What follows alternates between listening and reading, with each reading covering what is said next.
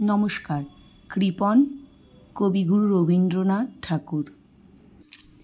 আমি ভিক্ষা করে ফিরতেছিলেম গ্রামের পথে পথে, তুমি তখন চলেছিলে তোমার স্বর্ণরথে।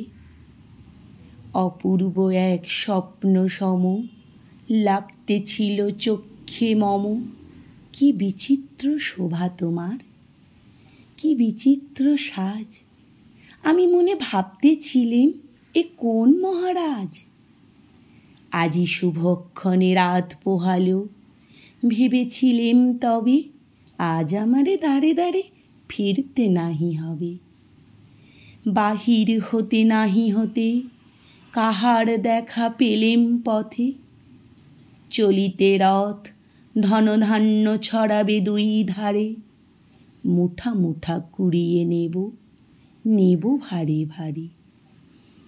দেখি সহসা রথ থেমে গেল আমার কাছে এসে। আমার মুখপানে চেয়ে নামলে তুমি হেসে। দেখে মুখের প্রসন্নতা জুড়িয়ে গেল সকল ব্যথা। হেনকালে কিসের লাগি তুমি অকস্মাৎ, আমায় কিছু দাও গো বলে বাড়িয়ে দিলে হাত। মরি এ কি কথা রাজাধিরাজ, আমায় দাও গো কিছু। শুনে ক্ষণকালের তরে রইনু মাথা নিচু। তোমার কি বা অভাব আছে ভিখারি ভিক্ষুকের কাছে, এ কেবল কৌতুকের বশে আমায় প্রবঞ্চনা।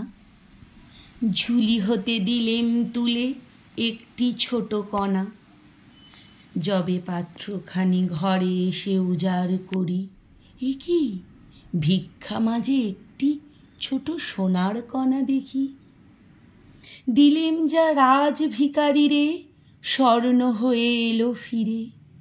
তখন কাঁদি চোখের জলে দুটি নয়ন ভরে, তোমায় কেন দিইনি আমার সকল শূন্য করে। নমস্কার।